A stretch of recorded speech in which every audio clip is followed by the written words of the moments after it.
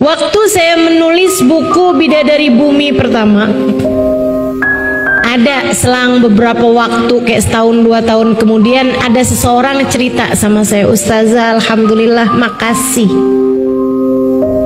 Makasih Ustazah sudah menuliskan buku Bidadari Bumi." Saya bilang, "Kenapa gitu?" Dia bilang, "Teruslah menulis Ustazah. Saya karena baca buku Ustazah, saya bisa tidur." Saya nganggapnya kayak yang cuman bisa bikin tidur.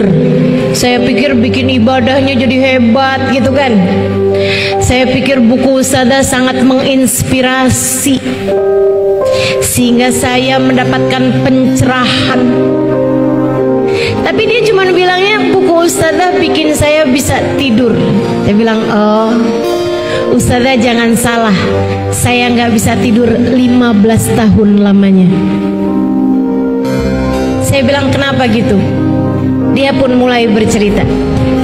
Dia bilang, "Saya Ustazah waktu itu 15 tahun lalu, seorang istri dengan 2 orang anak dan seorang suami yang bekerja dengan mapan di sebuah perusahaan yang terkemuka di Jakarta." Dia bilang, "Kami udah punya rumah di sebuah komplek, mapan lah secara duniawi, anak 2 lucu-lucu, yang 1 masih merangkang."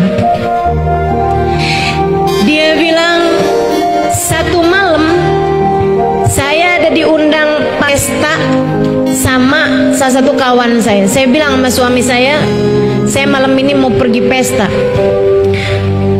Suami saya kayak keberatan gitu. Saya bilang, "Kamu jangan egois jadi orang. Kadang-kadang kamu kalau mau pergi sama teman-teman kamu saya izinin, kenapa giliran saya yang mau jalan kamu malah nggak bolehin gitu. Pokoknya saya mau pergi.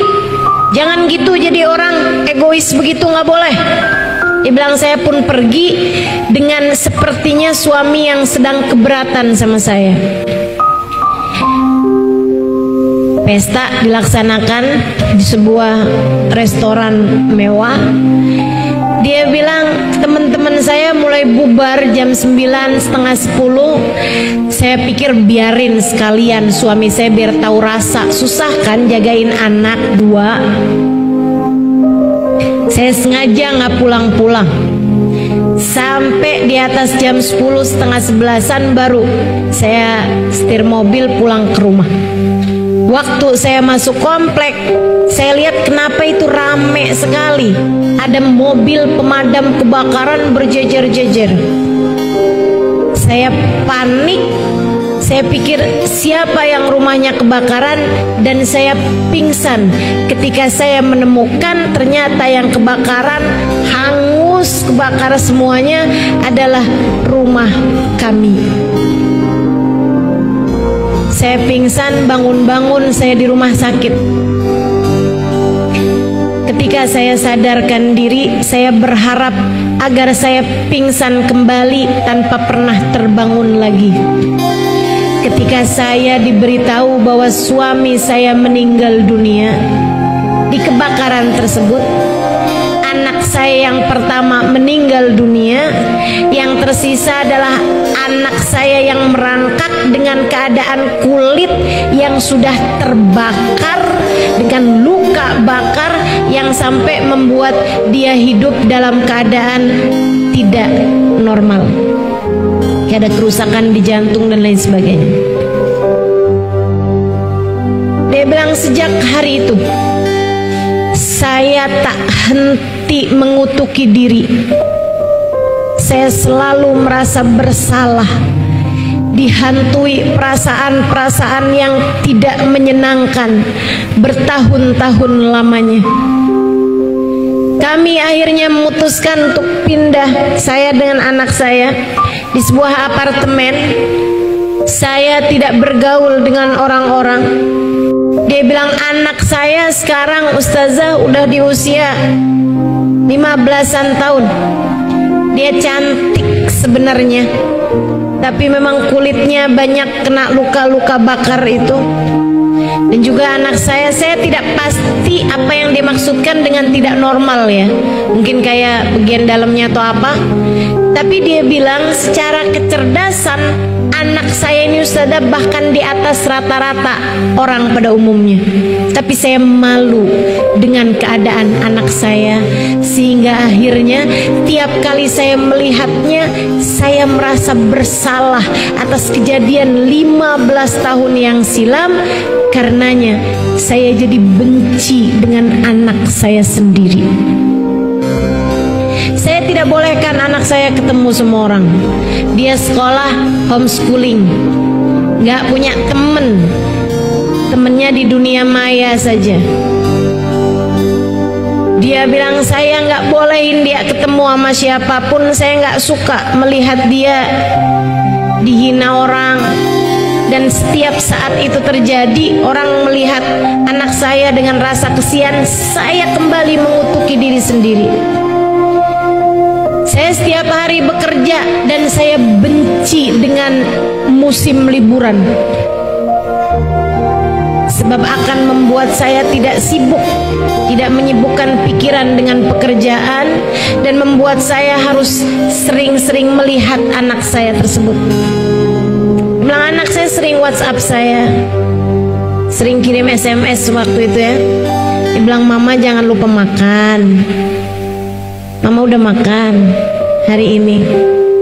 Anak saya baik sekali Ustazah, tapi saya tak henti-henti membencinya.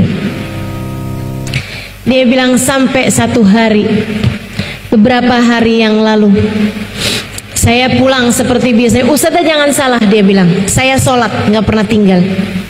Ustazah jangan salah, saya pergi haji, saya pergi umroh, saya pergi majelis taklim, dan saya juga jadi pasien psikolog juga, jadi klien psikolog. Saya juga pasien psikiater.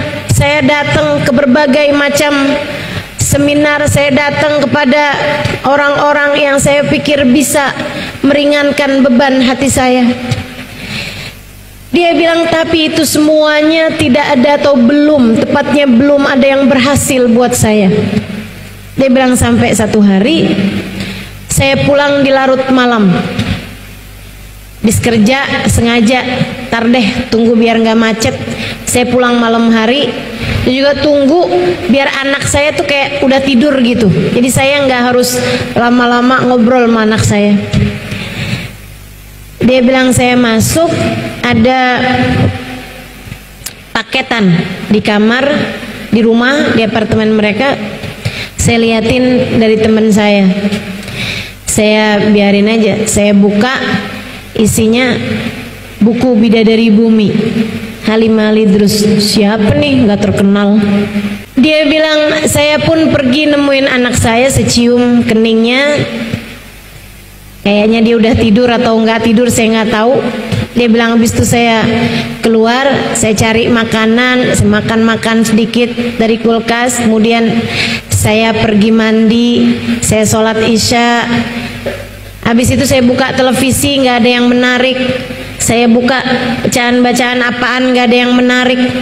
Saya kemudian keingetan, buku yang tadi apa tuh? Saya pun mulai membacanya. Dia bilang halaman 1, 2, 3 sampai dicerita wanita di bis. Mungkin kalau teman-teman pernah baca buku Bidadari Bumi, tahu cerita tersebut. Saya menceritakan tentang seorang perempuan yang naik bis barengan sama saya.